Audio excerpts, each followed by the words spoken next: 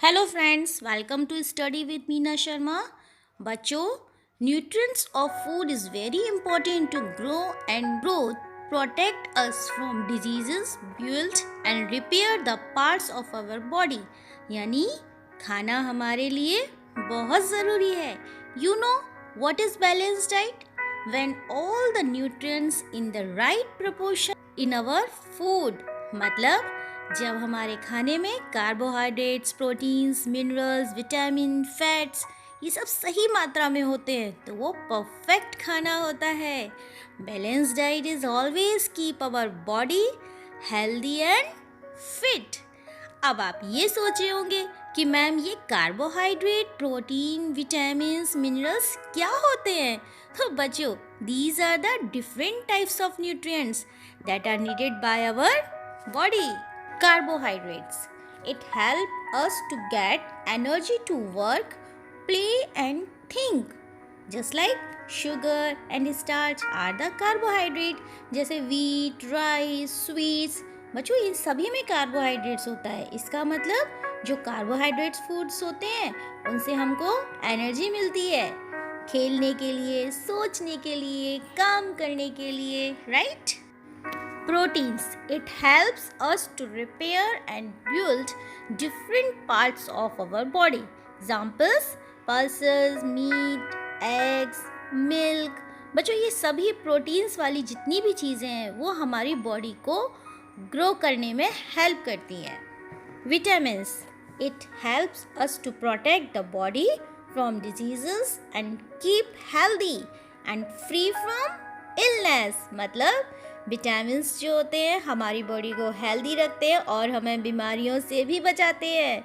जैसे कि आप फ्रूट्स, वेजिटेबल्स, जब हम ये सब खाते हैं तो हम बीमारियों से बचे रहते हैं ना। लेकिन बच्चों, विटामिन्स भी कई तरह के होते हैं, जैसे vitamin A, B, C, D, right? Vitamin A is good for eye sight, skin and hair, and vitamin B is good for heart and nerves. Vitamin C is good for skin, joints, teeth and gums. And vitamin D तो आपको बहुत अच्छे से पता होगा, जो हमें सबसे ज़्यादा सन से ही मिलता है। It is good for bones, teeth and skin. Minerals. These help to make our teeth and bones stronger and help to improve the quality of blood in our body. जैसे कि बच्चों, कैल्शियम, आयरन, आयोडीन, फास्फोरस, ये सब क्या होते हैं? Minerals होते हैं। लेकिन बेटा, मतलब इनकी हमारे शरीर में बहुत कम ही ज़रूरत होती है। Fats. It keeps our body warm and store energy. जितनी भी ऑयली चीज़ें होती हैं जैसे बटर, ऑयल, घी, बेटा इन सब में फैट्स होता है और ये हमारी बॉडी को एनर्जी भी देती है। इसके बाद रफेज यानी fibres. It helps to get rid of undigested food.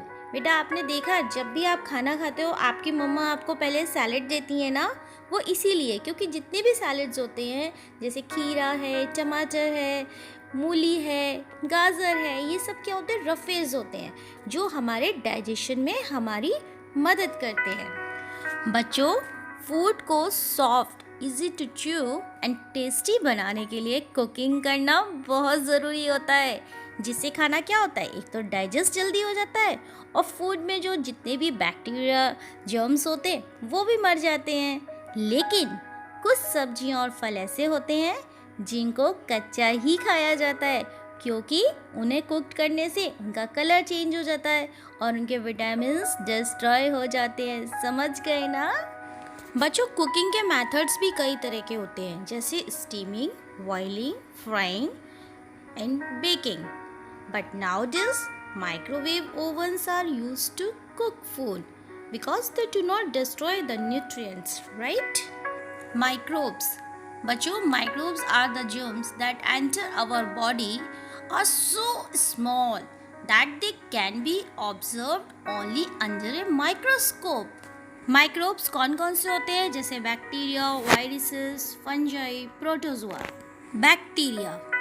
Bacteria, these are organisms that are actually made up of a single cell. बच्चों बैक्टीरिया से जैसे कि tuberculosis, typhoid, cholera and pneumonia जैसी बीमारियां हो जाती हैं, है ना। और जो वायरसेस होते हैं, these are the smallest of all microbes.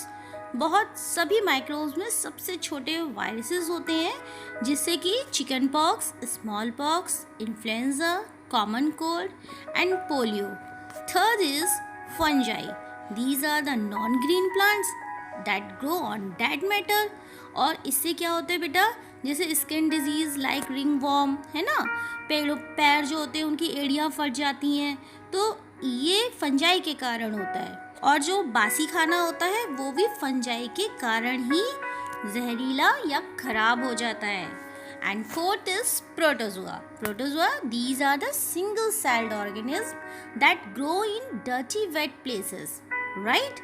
इससे मलेरिया, डिसेंट्री ऐसे बीमारियां प्रोटोजोआ से हो जाती हैं. बच्चों, डिजीज का मतलब तो आपको पता ही होगा, मतलब unhealthy condition of the body when it is unable to function properly. यानी जब हमारी बॉडी बीमार होती है तो हम किसी भी काम को ढंग से नहीं कर पाते हैं. बच्चों, खाने को जर्म्स से बचाने के लिए प्रिजर्व भी किया जाता है, जैसे कि fresh fruits can be preserve by keeping them in sugar syrup, making jam, and vegetables like cauliflower, mangoes etcetera can be preserve by drying them with salt, right, और keeping them in salt solution just like a pickling यानी अचार. Milk can be preserved by drying it or boiling, right? Dry grains and pulses needed to be stored in airtight container. देखा होगा ना आपने मम्मा को, airtight container में दालों को बंद करके कस के रखती है जिससे उसमें मॉइस्चर ना जाए. And some vegetables and meats are frozen at a temperature below 0 degree.